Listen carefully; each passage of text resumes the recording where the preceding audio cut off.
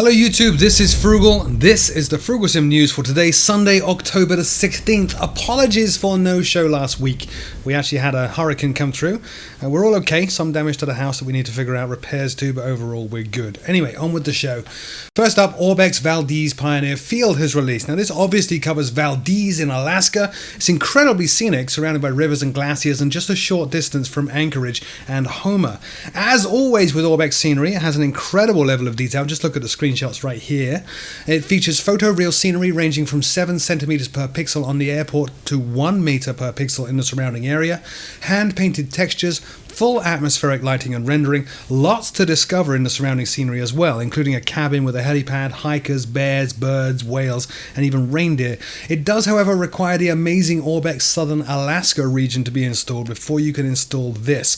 Orbex Valdez Pioneer Field is available for all versions of FSX and Prepared and will set you back $30.70. Next up, Flightbeam previewed KMSP, or Minneapolis St. Paul International. Now this has been in development for quite a long time, but Flightbeam wanted to show progress and update on why so long. Basically, the scope of the project grew greatly, and so the company decided that they would rather take the financial hit by not delivering rather than rush the product out early, so kudos to Flightbeam. When released, it will of course cover Minneapolis St. Paul International Airport, which has 4 runways, is the 16th busiest airport in the US and the 50th busiest in the whole world. It moved 36 million passengers in 2015. It's also the 3rd largest airport hub for Delta and Delta Connection and is the home airport for Sun Country Airlines. The screenshots look up to Flightbeam's usual standards. More news and a release date and a price as soon as I have it. Next up, Just Flight's Meteor release. Now this is an iconic British fighter jet developed in the 40s and has the honour of being the UK's first operational fighter jet. Just Flight's model features the F-8 and F-9 fighter reconnaissance aircraft and comes with 12 liveries and amazing sound set. Seriously, go watch the video. The video you're watching is the trailer from Just Flight. If you go watch the actual video, you'll hear the sound. It's incredible. Selectable fuel tanks, wing-mounted rockets, custom simulated ultraviolet lighting, full animations inside and out. Now I don't think this is a study aircraft, it's more of the sim light variety, but be sure to be a hit with the aviation history buffs. £19.99 for all versions of FSX or Prepared. More information at the Just Flight link in the show notes below. Sticking with Just Flight, they also this week previewed their PA-28R Arrow 3. This was actually unveiled at the Cosford Flight Sim show in the UK and then subsequently posted to Facebook. It's a 4-seater piston engine aircraft with retractable landing gear and a constant speed prop. Don't confuse this with all the other Pipers out there. This is suitably different. It's a Piper Arrow 3, of course, not a Comanche or a Cherokee or anything like that. Now, it's been developed referencing an actual Piper 3 based at Conington Airfield in the UK, so expect some quality as a result.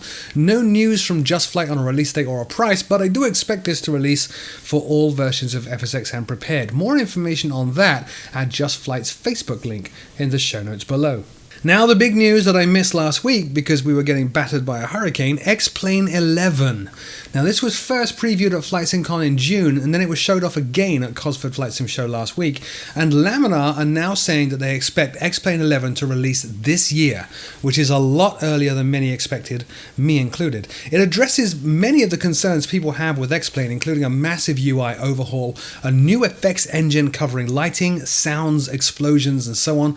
All the included aircraft with X-Plane 11 will be IFR ready with completely realistic and upgraded avionics. The airports are now alive. They have pushback tugs, roaming fuel trucks that you can call over for your aircraft and that also service AI aircraft and so on.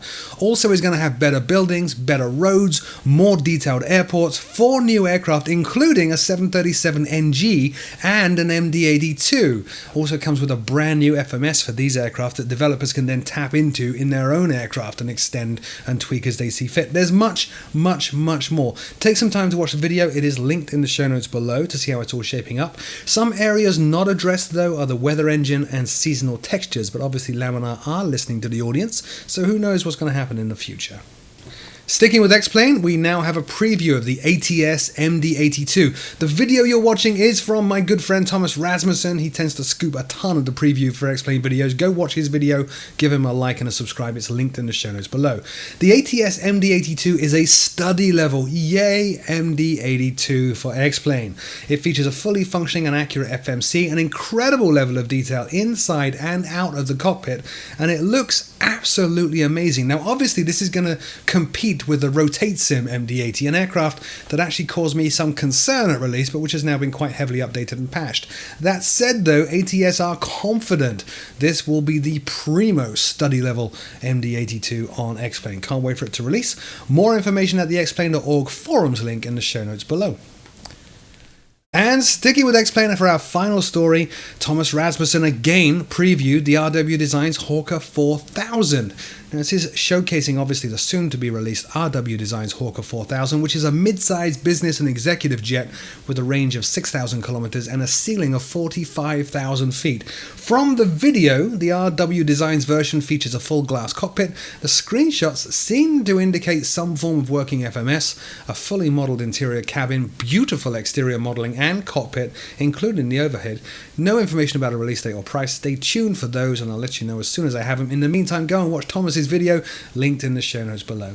So that's it for this week. I am sorry once again for the break last week. We did have some drama here. We have some things to fix and address. Hopefully things will resume on a normal schedule from this point. As always, thank you so very much for watching, and until next time, my name is Frugal, and I'll see you all very soon.